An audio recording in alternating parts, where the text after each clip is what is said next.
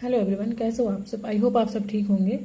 आज का जो मेरा टॉपिक है वो नर्सिंग केयर प्लान है। ठीक है, ऑब्स्टेट्रिक एंड गायनेकोलॉजी का जो एक टॉपिक है एंडोमेट्रियोसिस, उसके ऊपर। और ये जो मेरा है वो 4th ईयर का जो असाइनमेंट है, ठीक है, तो उसके ऊपर मैंने बनाया था। तो सोचा चलो आज एक वीडियो बनाते हैं। काफ़ी लंबे टाइम से मैंने लॉन्ग वीडियो शूट नहीं किया था। आज मैं मतलब कि लॉन्ग वीडियो शूट कर रही हूँ।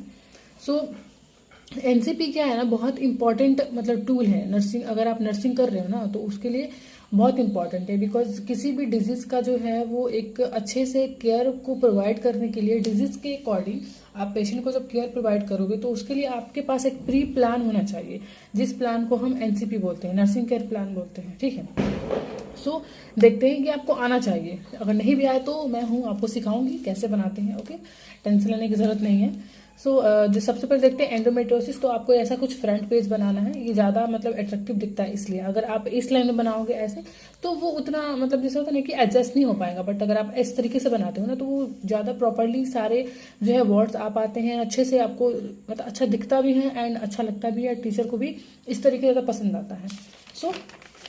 सबसे पहले इस पेज को आपको छोड़ देना है, देन नेक्स्ट पेज से आपको स्टार्ट करना है। तो इसमें तो पहले पेशेंट का बायोडाटा आपको लेना है कि पेशेंट का नाम क्या है, एज क्या है, date of admission, LMP, occupation, religion, address, matter status. आप और भी ऐड कर सकते हो अगर आपको कुछ इसमें लगता है तो, बट मैंने इतना ही ऐड किया था।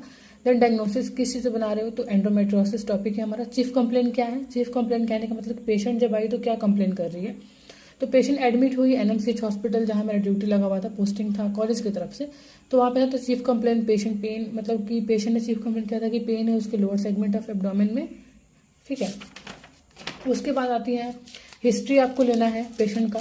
प्रेजेंट मेडिकल हिस्ट्री क्या है, तो वो मतलब कि क्या कर रही है। Patient is having weakness, डिजनिया, fever, cramping of pain in lower uterine segment. वो उसके बाद आते हैं past medical history, present surgical history, past surgical history, ठीक है, पर्सनल हिस्ट्री। तो ये सारा कुछ बहुत ईजी है, आप लोग समझ जाओगे, इसलिए मैं ज़्यादा ब्रीफली नहीं एक्सप्लेन कर रही हूँ।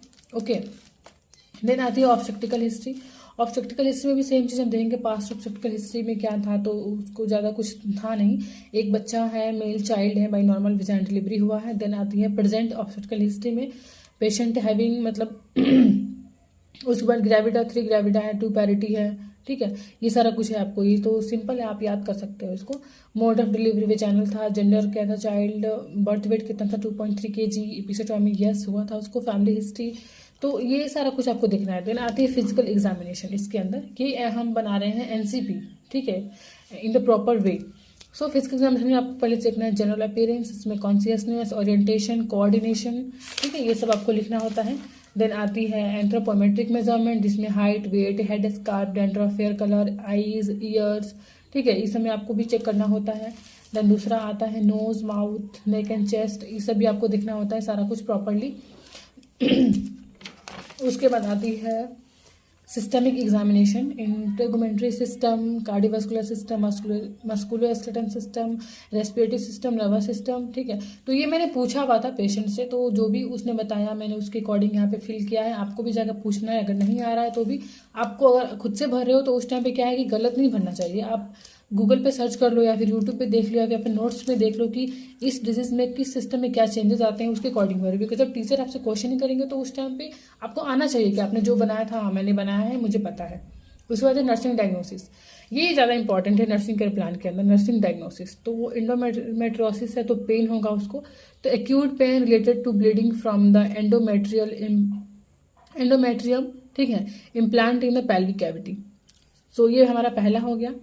Anxiety related to effect of endometriosis on fertility, तो एंजाइटी तो होता ही है, लेक ऑफ नॉलेज बना सकते हो, ठीक है। उसके बाद आती है लेक ऑफ न्यूट्रिशन पे बना सकते हो, deficiency of knowledge related to the diagnosis and treatment. उसके बाद ineffective sexuality patterns related to the manifestation of the endometriosis. Then आती है situational low self esteem related to the inability to conceive.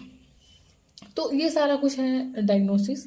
तो मैं इतना एक्सप्लेन नहीं करूँगी because और मैं ऑलरेडी बता चुकी हूँ डायग्नोसिस कैसे बनाते हैं। तो आपको पहले डिजीज को पढ़ना होगा, उसके बाद ही आप डायग्नोसिस बना पाओगे। बट अगर आपको एंडोमेट्रियोसिस पे बनाना है तो मैं उस एंडोमेट्रियोसिस टॉपिक को भी अच्छे से एक्सप्लेन कर दूँगी। तो यहाँ पे सबसे पहला जो है वो हम देखते हैं कि जो पहली डायग्नोसिस है वो किस चीज़ के ऊपर है। तो जो पहली डायग्नोसिस है वो है acute pain related to bleeding from the endometrium implants in the pelvic cavity. जो मतलब कि जो एंडोमेट्रियम से क्या हो रही है कि ब्लीडिंग हो रही है, तो उसकी वजह से पेन हो रहा है, तो उस चीज़ पे हमने बनाया है। तो पेशेंट पहले सब्जेक्टिव डाटा लेते हैं। Subjective patient say that I don't feel comfort, ठीक है, एंड सिटिंग एंड स्टैंडिंग में, पेन इन पेल्विक एरिया, ठीक है, लेथार्जी हो रहा है, फटीग, ये सारा कुछ हो रहा है। तो आप एक बार देख लो। फिर गोल क्या है हमारा, तो हम मतलब कि रिड्यूस करेंगे उसके पेन के लेवल को। देन प्लानिंग क्या होगा, assess the base line data, provide comfortable, ठीक है, information about the situation, provide comfortable position, provide psychological support, ठीक है, यहाँ पे हमने गिवन कर दिया है। देन एवोल्यूशन क्या हुआ, now the anxiety level is reduced and pain is also reduced. Okay, then ये आती है हमारा नेक्स्ट जो है वो, नेक्स्ट जो हमारा किस चीज़ पे है, तो नेक्स्ट है हमारा एंजाइटी पे। तो इसमें भी हमने ये सब मतलब सब्जेक्टिव ऑब्जेक्टिव डाटा लिया हुआ है, ये एंजाइटी पे बना है। दूसरा है गोल क्या है, रिड्यूस करना एंजाइटी लेवल को। देन हमने क्या प्लानिंग किया उसके लिए, तो यहाँ पे प्लानिंग है, then implementation, then evaluation. Okay, then तीसरा हमारा किस चीज़ पे है, तो ये है थर्ड वाला जो है वो हमारा किस चीज़ पे है, डेफिनेंसी ऑफ नॉलेज पे है। इस पर भी आप बना सकते हो, ये सब्जेक्टिव डाटा है, ये उस बाद objective data, then goal, patient, उसके बाद प्लानिंग, देन ये आती है implementation and evaluation. Okay, then उसके बाद आती है सबसे इजीएस्ट पार्ट, जो कि है आपको हेल्थ एजुकेशन प्रोवाइड करना है, एंड उसके बाद बिब्लियोग्राफी। तो मैंने ये गूगल से लिखा हुआ था, सो इसलिए मैंने गूगल से मतलब कुछ हेल्प ली थी गूगल से एंड बुक से, तो बुक का जगह नहीं थी इसमें, और फिर छोटा सा एक था तो इधर लिखना पॉसिबल नहीं था, तो मैंने फिर गूगल ही लिख दिया, बट आधा बुक से था एंड आधा गूगल से था। Okay, thank you for watching.